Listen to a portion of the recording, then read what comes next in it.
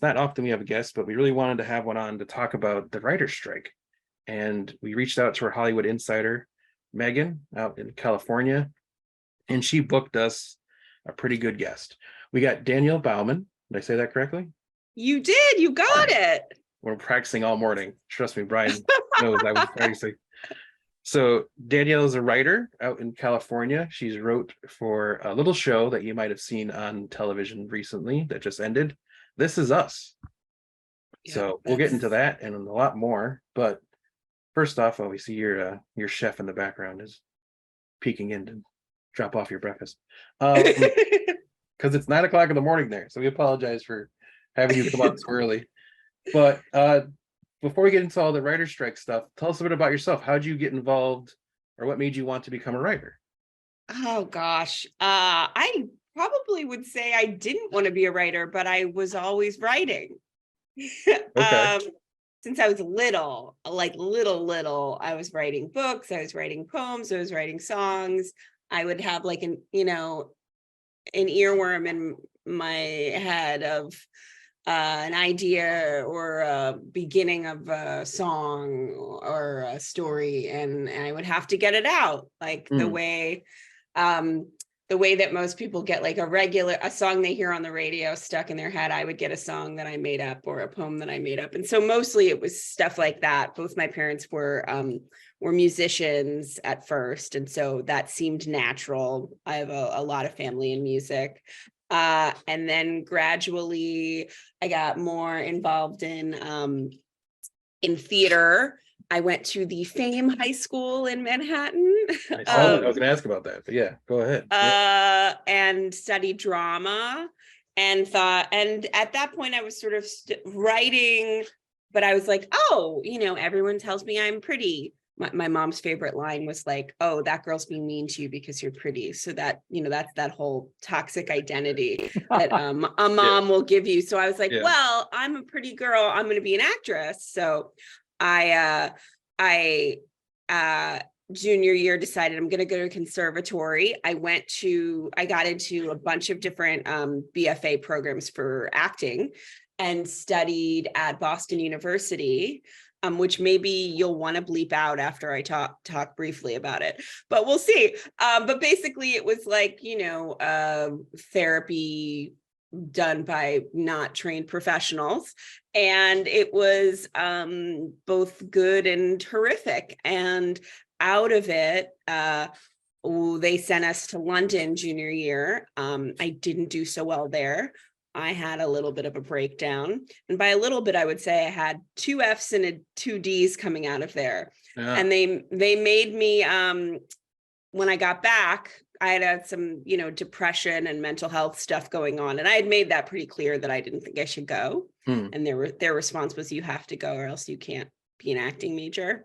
And so when I got back, they tried to flunk me out of the program, but I had a good therapist at that point at the school who fought for me. And they said, well, you can't be in any of the shows the first half of the year, which is like, it was my senior year at that point. You're paying about $60,000 a year in the hopes that you get to do these like big productions. They said instead, we're going to have you do a performance piece about your experience and why you flunked out of this program this is like, it's like so not okay and like not cool. Well, I stunned them all. I wrote a 2-act 1-woman show chronicling my own mental health, family issues, and issues with the school, and the artistic director said that I was a genius and turned my F's into A's. Wow. I suddenly was I had been like the school leper, at that point, people didn't really understand depression and anxiety. So I was just this crazy girl who's sad all the time. And but suddenly I'm coming out with this performance piece that's like funny and irreverent about my own depression and my own struggles. And people are like, how did you do that? How did you? So that was the beginning of like, oh, I guess I should write. From there, after school kind of did like a lot of different jobs, still writing, but mostly focusing on like more like articles. And it was scary. The idea of writing a play or writing a script seemed very, even though I had written one, like I'd written this show, it was scary to me. So I was kind of dancing around that. I did stand up. I did, because that's like a one-woman show. I had some poems published, short stories published. Anyway, the long story short is that I became a professional dominatrix at a certain point for fun and started writing about that. And when I moved out here in 2011, and it had been, quite some time since I'd gotten out of college, but I moved out here because I realized, all right, I'm writing these articles, I'm getting some things published. I directed a few plays, but I don't know how to make a living at this. And it seems like TV, writing for TV is a way you can have a sustainable life. And, I could still write poems and I could still write plays if I want, but I could do this and like feed myself. Income. Yeah. So I moved out here, and my first pilot was about being a dominatrix, and I took classes, and then eventually, realized like, oh, I could do this. And because I had done so many different jobs from the time I got out of school to the time I moved here, I was like, oh, I'm actually have like a lot of like random weird experience that would be helpful in a writer's room. And so that's the long-winded tale of how I realized I was a writer and became cool with saying that, which took a long time, because you come out to LA and everyone's a writer and you feel like, geez, I guess I'm not a writer. They're telling me they're working on several things, and like I'm struggling to write this one thing. And then you start to learn that like none of them are writing at all. Or, a lot of them are not. And they just, so to choose to accept that title and believe in myself was like, a whole nother thing. But finally I can say I am here. This is what I am. Yeah. So as being a TV guy, as Brian and I are, I don't know how Brian thinks about this, but I think writers are extraordinary, because I could barely write a text message without like messing up and thinking about it 5,000 times and ended up just being like, yes. So my wife's always like, why are your texts so short? I'm like, I think too much about it and I'll get in my own head. So I can't imagine the thought process of writing a whole script or a show or anything like that. But tell us about how, like we talked about when I first introduced you, you worked on This Is Us. How did that come about? How did you go from what you were doing to then working on This Is Us?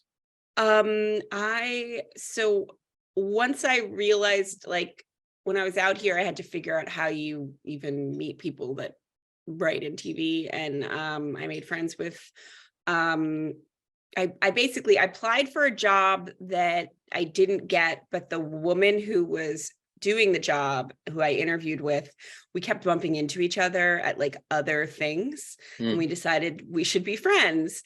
And she put me onto at this point, so this is like 2012, Facebook groups are a thing for like professional people. Maybe they still are, but I don't know if it's that much. But she's like, join my friend's group. I'm a chairperson on it. It's called Chicks with Script. So I start going to their meetings, which are basically just like pizza parties and like happy hours where you get to meet other female writers. And they had a beach party a couple of years later, and I had been applying for fellowships. There's the NBC fellowship, and Warner Brothers used to have one. They got rid of it. That's one of our issues. But there's a Sundance one. There's a bunch of them. Anyway, I'd gotten pretty far with one of them, but then ultimately didn't make it in.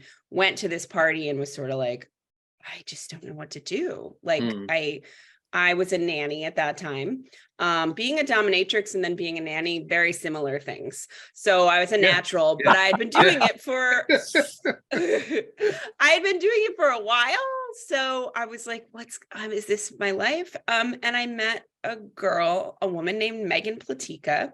She was the writer's assistant on Silicon Valley, which was like, holy shit, that's Fantastic incredible. show. Yeah. Yeah. Yeah. And she's like, stop submitting resumes.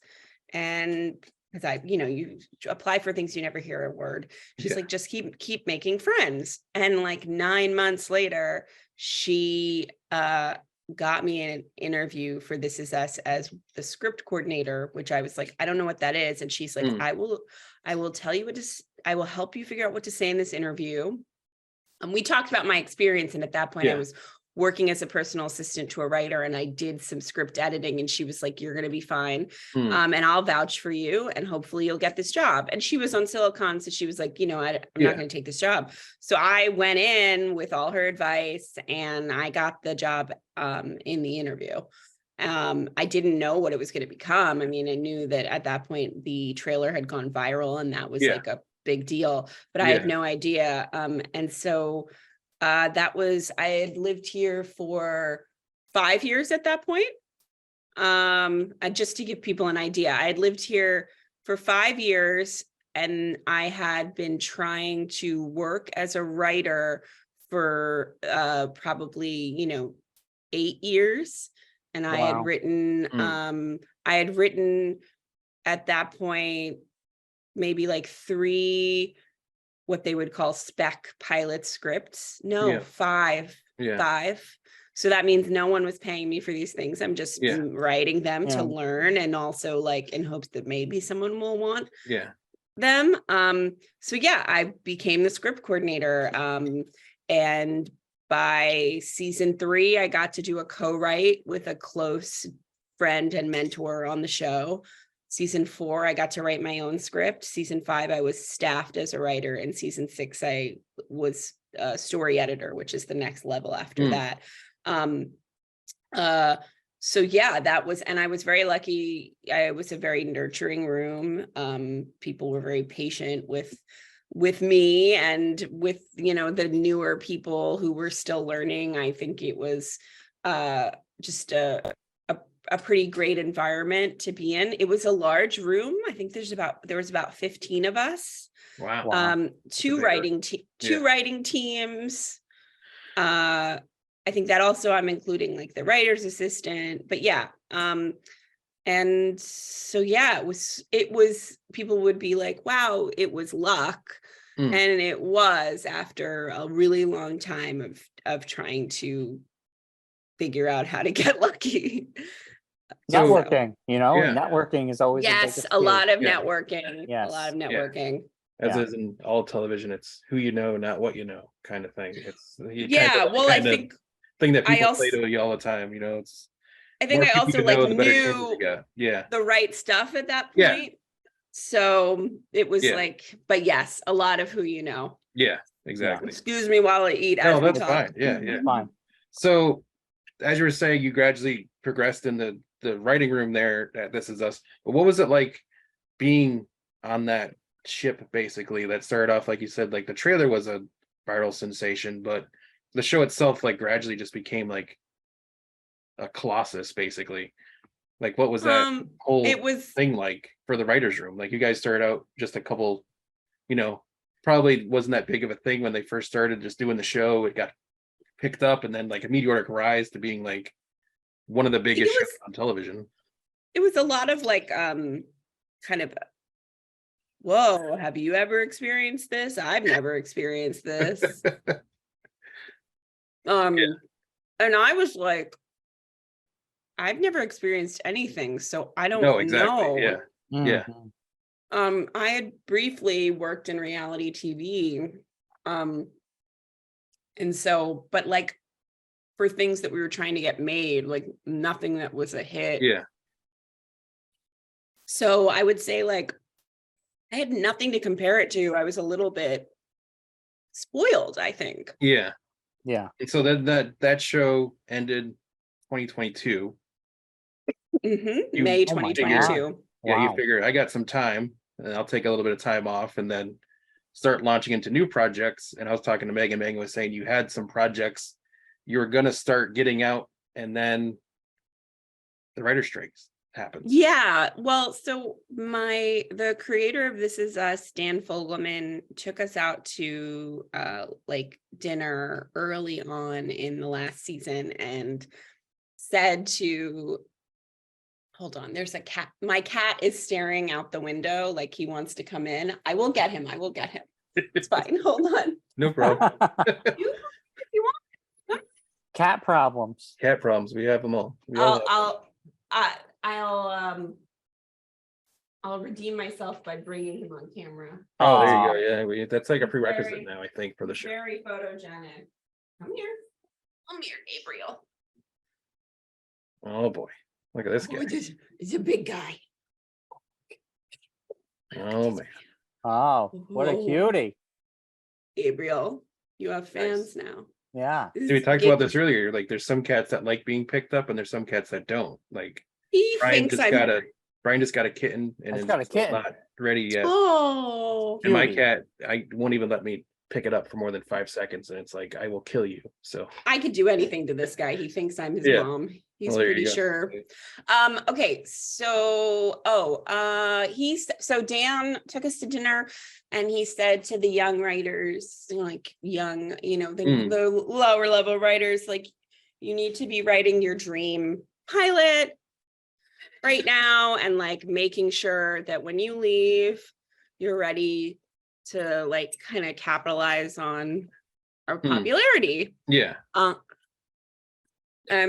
Being a good student, I did that. I went and I worked on a pitch, and I went out and pitched at probably the worst time to pitch, which was Yeah. March of this year. Oh, Yeah.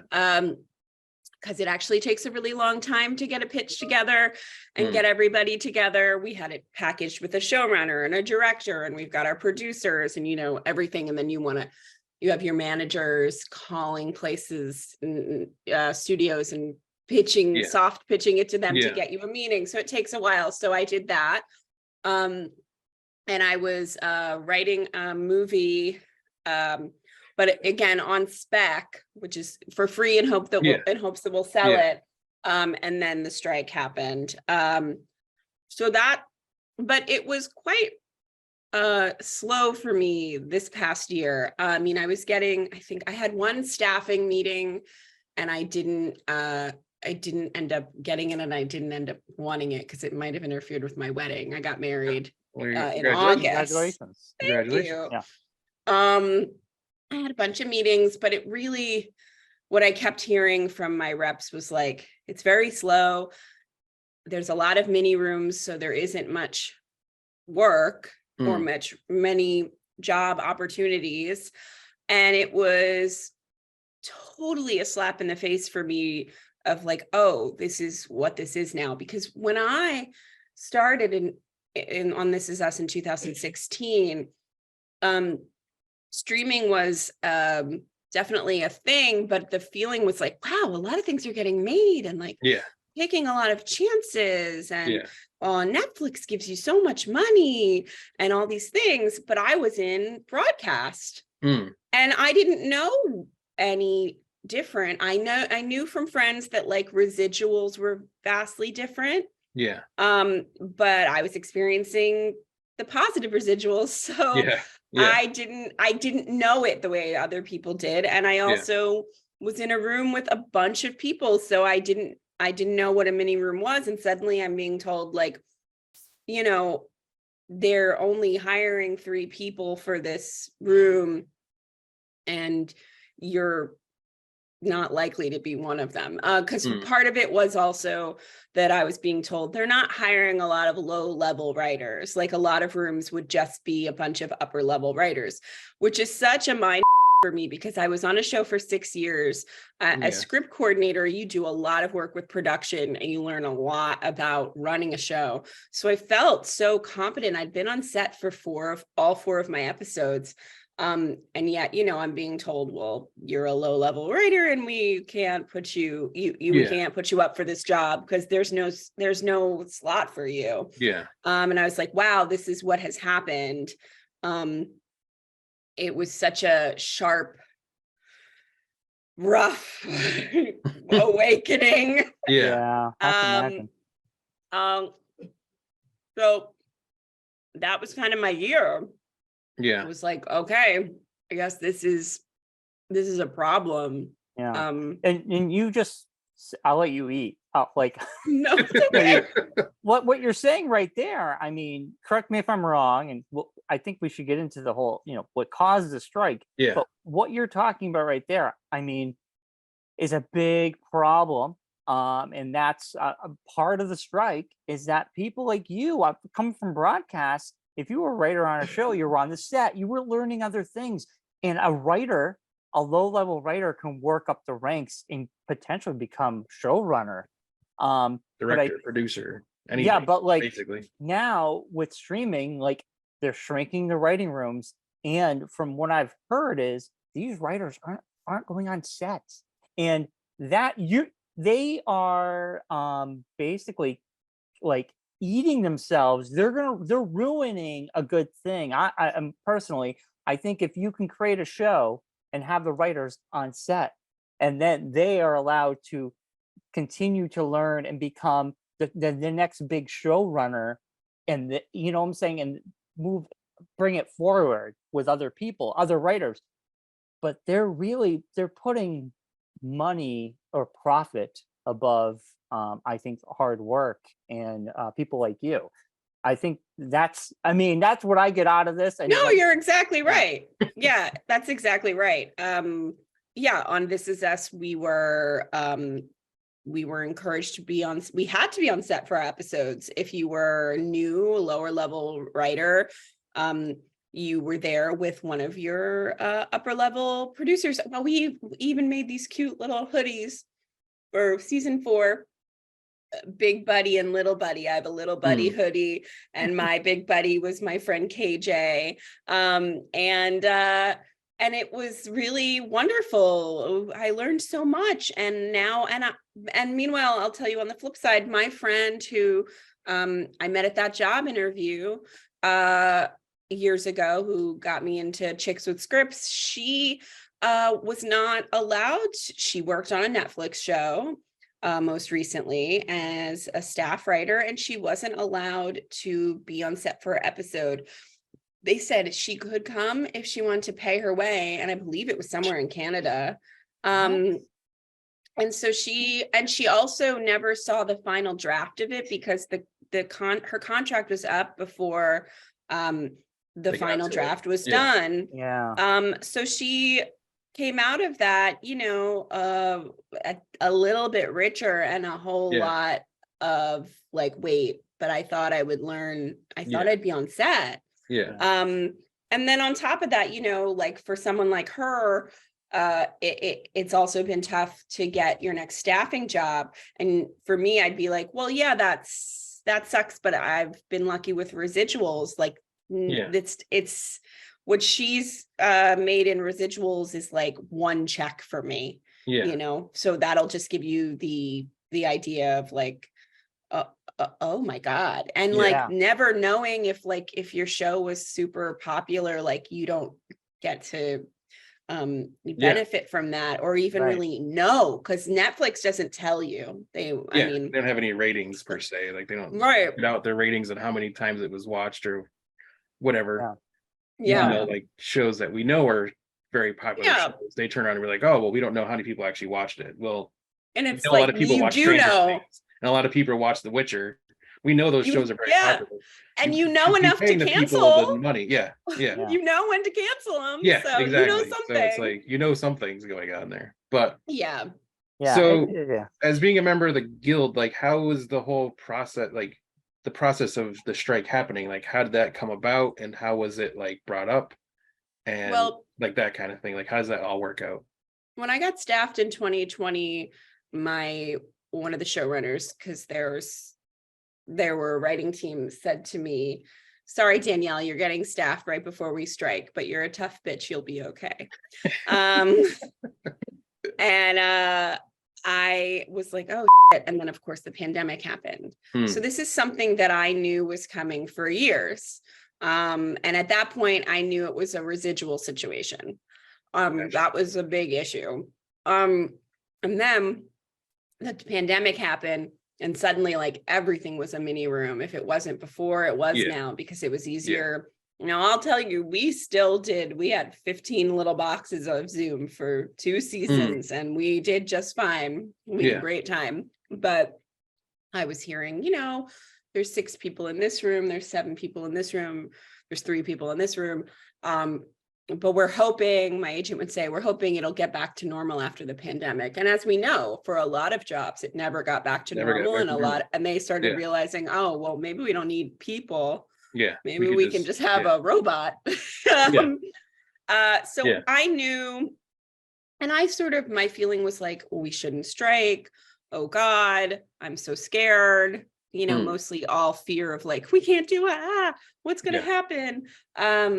And then I went to a meeting in March at Universal that was sort of like a WGA come together, let's explain what's happening. And and they showed us just all the figures of like how much streaming networks are making versus how much they're paying, how much it was declining. And I went out of there and I thought, well, we have to strike. We have no choice. Yeah. And so I'd say by then I knew that it was going to happen. It was still a shock on the day that it happened, because there was still a small part of me that hoped that something would give. My husband's in IATSE, and they had also had a possible strike 2 years prior. And I was like braced for that as well, but also in the back of my mind hoping that it wouldn't happen, and it didn't. And I thought, maybe. But deep down I knew. And so they had us vote. After that big meeting at the Universal, there had been a vote that went out, and it was, a couple of weeks of being allowed to vote. I don't know exactly the time period, but I voted yes. The meeting worked there. All the speakers were very compelling. And then it was just sort of waiting. And then the night before, my friend who I met years ago at the job interview, she was freaking out, and she said, I'm going to make signs at the union headquarters. And I said, like, really? Like, It's happening. It's happening. And I saw on Instagram, and I was like, and I thought, but maybe these are just like writers that don't have a job today, so they just need something to do. Like try to tell yourself that like maybe they're just bored, or they're anxious, so they have to do this. But I mean, deep down I knew like it's time. And that night I was out to dinner with friends, and they were like, no. And I knew it was bad then, because they didn't give themselves until the very last minute, which meant that they weren't getting anywhere. And then they published the deal points and what the studios were willing to negotiate with, and I was like, oh wow, okay, so it's not even close. And this could be for a while, and okay, let's do this. So I'm happy. go ahead, Brian. Go ahead. Oh no, I was gonna say I'm happy that the writers are on strike, because without good writers, and I just feel like they're not not valued as much as the actors sometimes. I feel like the actors get all the accolades, and then like the writers not so much. But I was hoping for more respect in TV, and I did get it on This Is Us. And part of why I went into TV is because I was always told that's the writer's medium. Film is for directors. And I thought, okay, well, I've realized like acting isn't my thing, but because I'm so comfortable with people, and I am a bit of a performer, a writer's room will be like the perfect place, because I enjoy writing alone. I enjoy being with people. So the idea that that's now becoming less and less, and then it's just in some cases turning into one person writing a whole mini series, and and often a person who like is a great writer but maybe has never showrun before is horrific. It's Yeah. just so strange. Okay, Kat, you're going back out, Gabriel. I'm a door. He just goes into our garden Yeah. during the day. Go ahead. Go out. Okay. But yeah, what you're saying, yeah, like one person writing a whole miniseries is crazy. And I almost feel like you have prestige streaming like HBO. HBO is Mhm. always known to put out quality, right? Yeah. And then you have all these new people in the market who are like, oh, scrambling to get content. They're like, oh, we got to get as much stuff on here. And it has shown in the last year or two, it's become a little bit quantity over quality with a lot of these streaming services, just Yeah. pumping it out. And It's a glut. Yeah. yeah, Yeah. it's almost too much. Like a I fire mean, hose. They just turn it on and just shoot everybody with it. Here's And- everything that you could think of as a show. and then they wonder why, shows aren't hitting like they thought, or people aren't talking about them on social media. And then all of a sudden you have places like Disney Plus and whatnot, and Discovery, they're hurting now. Like Yeah. they are, And they're surprised. yeah, they're Yeah. like, surprised, we put all this money in one basket. Yeah. And I think the streaming wars is kind of like they overdone it. They aim too high. But they're all owned by mega corporations. So Yeah. they have the money. Yeah. Yeah. So it's no excuse, in my opinion. Yeah. Like I'm not a big fan of all these corporations merging with each other, but here we are. And then they cry poor, but you have this top CEOs making buco bucks. So Yeah. they can afford to pay the writers. They definitely can. It just seems like a lot of these guys, they just want quantity over quality. And if they can get one writer, 4 writers or less, it's horrible to think that's where it's going. So I mean, I'm hoping this strike lasts as long as it needs to, so that doesn't happen for the future. I mean, how long do you think this strike will last? Oh gosh. Because the last I one was heard- like 100 some odd days or something like that. I heard a rumor that it will end August 17th. This is totally like through other people of like that there will be that is when the studios will agree to terms. Now, who knows? That's what weird. that- Yeah. It's so weird. But also, is it like maybe by August 17th, they've gotten rid of a lot of overall deals. They've laid off a bunch of people and they've cut losses that they perceive as important enough to say, sure, we'll. But also, that's like through a person who heard from a person who heard from a person. Yeah. When do I think it'll end? I do think sometime in August or September. But I also have no idea. Yeah, I mean, it's a tough one. It's a tough because one. I think wasn't like the last one was like the same kind of time frame. It was like Yeah. weird, like it was summer. 100 days. Yeah, like you a were summer, right. and it's like they just go through like the one quarter of finances, and they're like, oh, we cleared enough money off the books, so we can now agree to everything you guys want. And We also have to see where SAG goes. If SAG strikes, I that's the think next thing that we're gonna makes talk a big about. Yeah, we're gonna ask difference. about how that would change the dynamic of things. Well, you can't do this without the actors. No, exactly. You can't do without the writers or the actors. And if they're both out, I know the directors tentatively agreed to a deal, but they haven't voted on it yet. Yeah, as who far they as gonna I direct? It's know.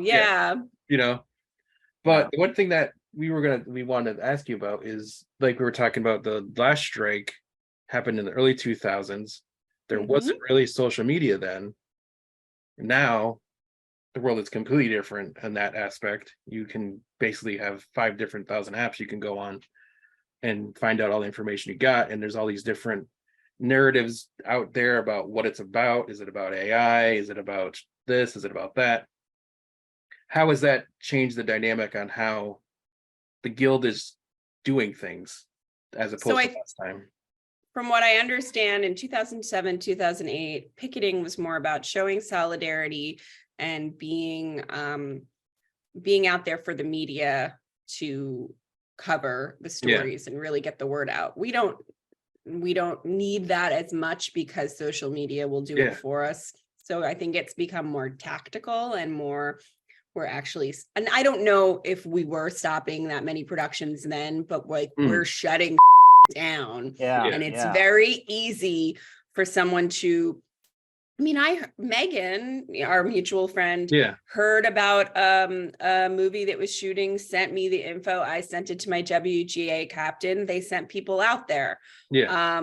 And yesterday, one of the captains had found out last week that General Hospital was shooting, and organized a bunch of people to go, and we went, and we made things difficult there. Yeah. Well, I think social media has also made it so that like you can promote special theme pickets and get more Yeah. people out there.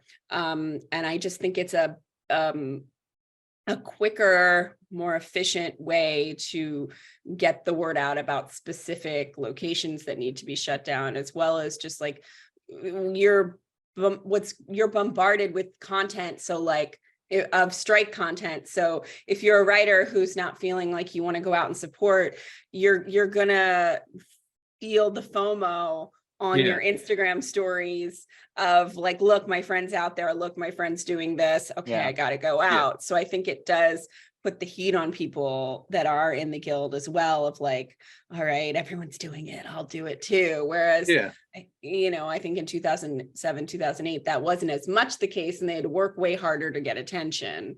We are also able to spread the word of just the facts and figures of what these big studio execs are making, just and with a click, like here we go, there's screenshot, here's a meme that'll explain to you what these people make. Or even just like quotes of people on Twitter, just doing a screenshot of that and being like, yeah, this is a person you think is set for life, like, and they're working for Uber now. Like, and that's the reality, is that like it's just become actually, and I read an article that was really interesting, that like what has happened with taxi cabs is what's happened with TV writers. With the big tech coming in and saying, we're going to improve this, it's actually really hurt the workers. It's the same thing for us. They're trying to figure out a more fast, efficient machine and cutting out the humanity of it. And I don't think, I mean, AI has no place in writing a show.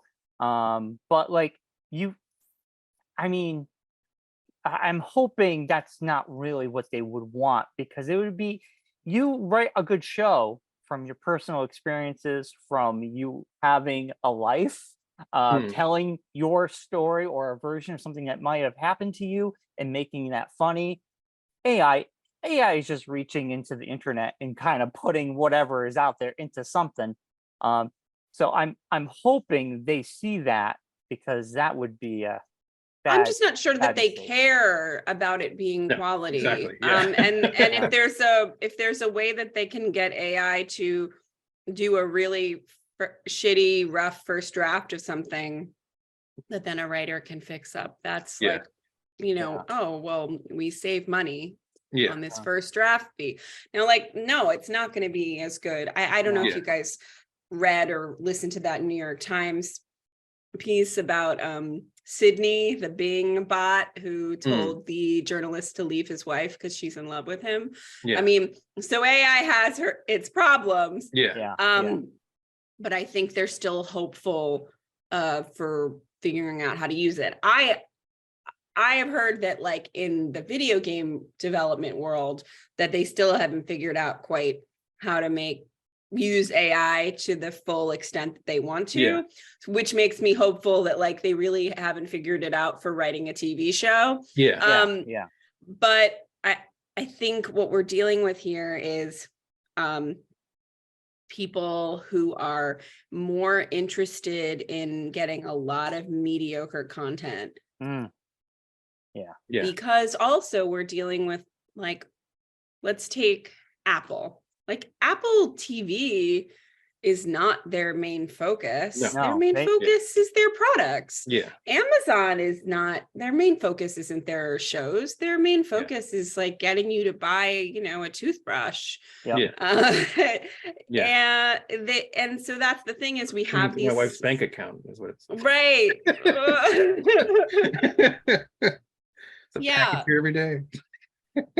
Exactly. Yeah. So that's part of the problem is that we've got these, there's also little incentive for them to pay more because for a hit show, because they don't have the ad support that goes, wow, we're getting like huge sponsors. Like, Yeah. they're so I think Just goes on and everything happens. Yeah. Yeah. So what we're like learning is like, oh, right. Like if there's no like monetary incentive, people are, Yeah. this is Mhm. something we always knew, but Yeah. didn't want to face. And now here we are. Yeah. And I Yeah. mean, you look at streaming services now, they're going back to broadcast like ways by making a ad tier, because that before it was like Stranger Things came out, Netflix blew up. Yeah. You have a hit show, you want more subscribers. That's all they would care about. But once you hit that plateau, and I Yeah. think a lot of us are subscribed out. We all Yes. cannot afford all these subscriptions. Yeah. But now they're like, we'll make a cheaper tier with ads. So they're now going back to the broadcast model because they have to bring in revenue. But they won't, but they won't spread it agree to, Yeah. but they also are, if it becomes like a broadcast channel, they won't pay those the broadcast residuals or Right. the No, exactly. prices Yeah. for it. Yeah. Which so it's totally just they have Yeah. found a way to I guess like bring out like the old horse and paint it a different Yeah. color and be like, no, Right. it's different. It's like, no, but it's Yeah. not. Yeah. It's actually Yeah. not. Because that's the other thing Um, too, is like you were saying with the residuals, there's streaming, there's no like reruns, whereas broadcast. And you also TV, can't, There's yeah, reruns. and you would also get can't the- sell it yeah. to another channel. Yeah, to Yeah. So, like, syndicate it. Yeah. like Friends is a great example. It's like mass syndication, and Yeah. then Netflix picks it up, and then like, wherever else it's been, Yeah. like those people and those writers are making money off of that. But like, let's just take, I don't know, Orange is the New Black, which was on Netflix. That's not going anywhere. No, It's not being Not gonna sold end up anywhere on- yeah. else. And that's like, that was one of their big shows that made them like a network to Stranger watch Things, for same original. thing, Yeah. It's like it's not going to be on, Ion television or one of those like WB. Yeah. channels And that if like just someone run were to stuff all day long. if someone were to discover that show right now and watch it, is anybody making money off of that at this Yeah. point? It's just on Netflix. So if I were to watch it today, is someone going to make money off me watching it? I don't think so, right? They've already made their money. They do make residuals, but they're small. Okay. like, yeah. They do make something off of it, but it's they're a lot less. Yeah. A lot less. And- Going back to like the narrative and everything, I loved in the beginning of the strike when Adam Conover was on like every news outlet, and his bit when he was on CNN calling out the president, calling him out with how much, and CNN was part of that corporation. Yeah. And then he was talking about like, the guy, I don't know if he was the main writer, the showrunner of The Bear on FX, and how he won all these awards, and to make ends meet, he's like, he's delivering food. He's doing that kind of stuff. DoorDash. Yeah. Right. DoorDash. Yeah. Yeah. And you're just- Same with Yellow Jackets. They're a husband and wife team, and Mm. they were at the big meeting I went to before we had to vote, and they said, they got paid one fee when they sold the pilot, and then they were kind of like out for like a year. They didn't make any money. Yeah. As they were developing it. It was, that's another thing that we're dealing with, is like where people are kind of like their checks are held hostage, where it's like, we'll just do another draft kind of situation, Yeah. which happens a lot with in film and in development in general. I mean, there's a lot of free development is sort of, you're just sort of expected, like, well, a lot of times when someone says like, well, we're in development with so-and-so, like 9 times out of 10, they're not being paid. Yeah. It's a Wow. it's a deal. It's called an if come, where they say, if we sell it, you make money. Yeah. And so that is probably, you know, that's what happens a lot in these situations. So, you know, you see somebody like, wow, the bear, he must be set for life. And no, he's not, Yeah. because No, like exactly. Yeah. it actually takes a long time. I have a friend who sold a pitch, wrote, and she, you know, she got a fee to write the, like, basically the format of the whole show. And she wouldn't get paid again until it was on air, which who knows when that was going to be, Yeah. you know? Or Yeah. yeah. That's crazy. Yeah. And so the idea is like, oh, I guess I have to get another job. I have to get another gig. So you have to like have But like also, a side job, your yeah. regular job, Yeah. which is crazy. Yeah, because like if you write for a streaming show, you're just going from one gig to the next, and in Yeah. between, you might have to go work another job, because if you are a writer on Friends and you go to the next show, you have money coming in because of the Mhm. reruns. But Yeah. now, if you're a streaming show, you really don't have that money coming in Oh, now. you So- really don't. Yeah. Yeah. and it's crazy because they're all owned by very rich corporations. It just blows my Yes. mind. Yeah. Well, it doesn't. And It doesn't surprise me. It doesn't surprise me. But I mean, It can I've still seen blow the- your the- mind. yeah, it still And I've blows seen my that thing mind. now where with the strike going on, there's no content coming out of these networks and things, that they're starting to pull shows from their streaming services and airing them on their network channels. So how does that work Oh, for you guys? that Like, how is would that? interesting. I don't know what So it's like- happens I don't know if there. any. I know. I've Disney seen a couple is, of them that have popped up on like, Disney is pulling a bunch of stuff. yeah, from I've seen some Hulu random and, shows pop up Disney on like Plus. that are like Max shows that were popping up on like regular like But I've- TBS, TNT stuff, and it's like, well, how's that working out? Wow, I don't know. That's a really good question. I'm sure they're screwing those people. I'm Yeah. sure they're not getting. That's they're what I'm not thinking. That's what I'm getting- saying. It is like if there's Yeah. not, yeah. So Well, usually if they own the show and they're putting it on their own network, they Yeah. don't have to pay anything because Yeah. it's their show, right? Yeah. Well, they have to pay them to replay it. Yeah, They yeah, do, yeah. but Residual but it's deal, there's probably no- still under a streaming old deal or contract, whatever, yeah. because Yeah. that's the Exactly. contract you signed. Yeah. yeah. But I don't know for sure. Yeah. You know, as I've said, like, this is not a problem I've experienced yet. So I couldn't even, I just know from other people that it's a much lower number. Yeah. And that it's not a sustainable, Right. you know, it helps, but not enough that you can not start working for Uber. Yeah. Yeah. Yeah. It's not So for the good, folks that are on and that are watching the show that don't know, what are the things that the WGA is looking for? Like, what are the actual, like the details of the what they want in the agreement?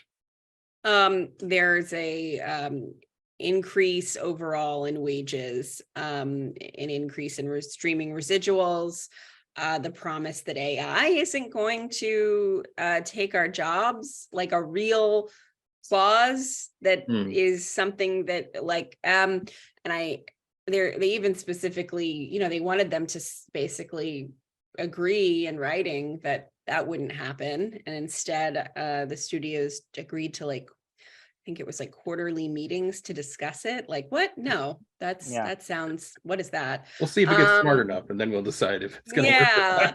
It's like, wait a minute. And yeah. It still doesn't work. Mini rooms, making a minimum, I believe it's 6 people for a room, which, like, I was in a 15-person room. So Yeah. asking for a minimum of 6 is not a whole lot. Yeah. And as also there were some things I think they did agree to, like that staff writers could be paid a script fee, because, as you know, right now, when you're a staff writer, you write a script for free. You're being paid your weekly salary, but you don't get a fee. It gets picked to be used.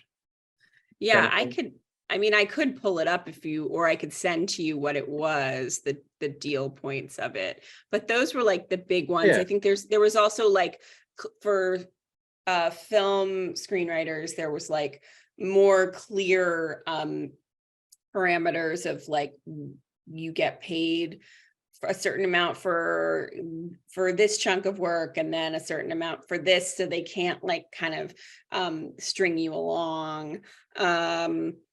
There's a bunch of other ones. I mean, Yeah. but those were kind Those are of the major ones. those were the big guys. Okay. So I've seen on Instagram and stuff like the Captain America movies still filming, and they were posting that they're filming that movie still, and there's some other bigger movies that are filming, and I think at one point Game of Thrones was still filming in England and all that. I think Yeah. they've since stopped, but Yeah. stuff like that was going on. I know even Deadpool movie, it started filming and then they stopped. But like, how does that, like, the Writers Guild feel about, like, I know you were talking about earlier, you guys would send around info if this is filming, we'll go over there and do that. But like the Marvel movie, those are like huge, ginormous productions. How do they get away with just doing that? Well, because I guess that's what I'm trying to figure out. because the director is there, and they don't need the writer, or they can find a way around not having the writer there. I mean, you know, film is a director's medium, so it's a lot easier to do that. Gotcha. There's no showrunner on a film, so that's how they're getting around that. I mean, how do I feel about it? I feel like it shouldn't be happening, but I also you know, I also know that I can't control the world, so I have to sort of accept. But most, you know, I feel really good about how many things have been shut down, and how there is really not a whole lot going on. And sure, there are some movies happening, and there's some TV shows that are figuring ways around it. And to them, I just say, like, well, I mean, good luck. And you know, I understand people want to work and need to make money, and to that I say, so do I. And I would really love to have the future that I believed this career would give me, which was really wasn't asking for a whole lot. Just, you know, a steady life where I get to learn from my you know, peers that have been in this longer, and grow in this business instead of it being a gig economy. Because I mean, all you really want is a career, basically. And that shouldn't be too much. And I think it's also like fair to say there was a great article that came out, which was like, don't call my job a calling. Like, don't, and to say like, oh, well, you're an artist, what do you expect artists struggle? Or, oh, you're a writer, what did you expect? No, exactly. Like, this is a hard, well, what I expected was that I would have a really hard time breaking in, and I did. And then I expected that it would be tough to get my second job, but not that the slot for my second job didn't exist anymore. So I mean, I've been told my whole life, wow, that's a really tough path, or that's a really hard business, and like, I have been prepared for that. But I do feel like my generation specifically has been continuously sold a bill of goods that then some rich guys come and go, but what if we made it better? And instead they make it worse, and they get rid of the middle class. And and I think that the writers striking right now is, you know, we have this incredible solidarity with other unions right now. In 2007, 2008, Teamsters were not supportive of us. They were like, oh, come on, you spoiled writers. Now I've got Teamsters out on the picket line with us. I have Teamsters stopping and, like, you know, giving the fist and being like, they need to give you a fair wage. Like, if I wasn't sure before, having Teamsters come and support makes me certain that we are in a dark place. That if the transpo guys are coming and saying, what the fuck are they doing to these writers? Like, we are in a dark time in terms of survivability and viability of this career. And it cannot stand. It cannot stand. And they are coming for all your jobs. You know, this is happening all over the place. And I will say that I have a friend who's like, well, you could do copywriting. She does some copywriting. But then, of course, like, on cue, my phone gives me like a Washington Post article. This copywriter no longer has a job because AI has taken it. Exactly. So it's like, what? Oh my God. So yeah, that's it's like, and I think it's the other point of it is like the layman person that doesn't know the inside scoop of why we asked you on and stuff like that is just, there's still shows on the air, there's still stuff popping up, so people don't think about it and think like, oh, just because the writers are on strike, well, that's not how does that affect me, kind of thing. But until like you get to that time frame of the fall time when new shows will be coming out, that stuff, and nothing's there, then that's when I think that's when people, the normal people, regular people, would start being like, hey, wait a minute, what's going on here, where's my shows? So well, that's part of why I'm like, maybe it'll be September or the fall. I do think if SAG strikes, though, it will be very helpful. And I think they should, because I have a lot of actor friends, and that has become a career in which you can't really survive. I met a guy on the airport a couple of weeks ago who was like, yeah, I'm an actor, but I also own a duplex and I also bartend, and he's been in the business for 30 plus years. And it wasn't always like this for him. It changed. We're not taking care of our people anymore. And that's a real shame. It is. It just feels like the corporations have just gotten way too big, all of them, and it's just like cheaper, faster, and more. That's all they care about. And I think it's gotten to this point. I really hope you guys get everything you want, and I hope SAG does too. And I appreciate you coming on the show and talking about this, because it's nice to hear from someone that's in it, and coming from broadcast. I mean, I know, like, as people, we all streaming services are great, but it's like they want to make it good for the consumer, but the workers, it's like you're saying, that's the way it seems to be. Consumer good, for the people working bad. And I mean, look at Amazon. I mean, you just look at the work ethic they put their drivers through, and things, and they're like, we want the consumer to be so happy, they won't think about how abusive we are to our employees. It's like, and I kind of feel like streaming services are like, no, but you love this show, this is an amazing show, but two people wrote it and we didn't pay them very well. But hey, you love it. Don't ask how the sausage is made, kind of thing. Right. Well, and I think that's, who cares how it got here.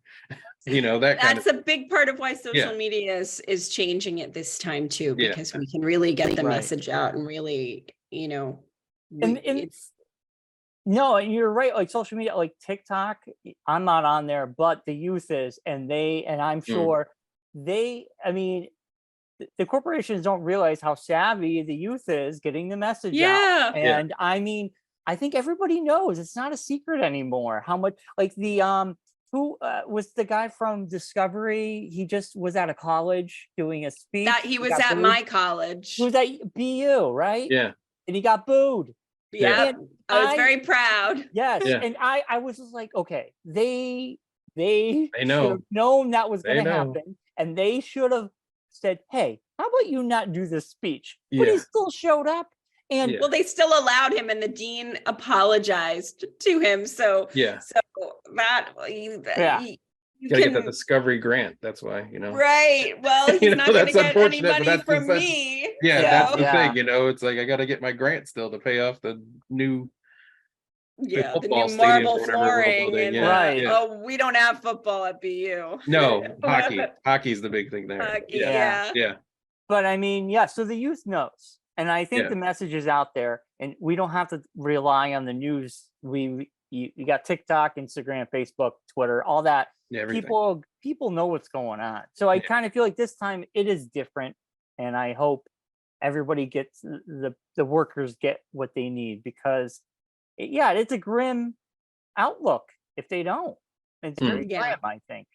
Yeah, So, it could change the way television works completely. Yeah. And a good thing.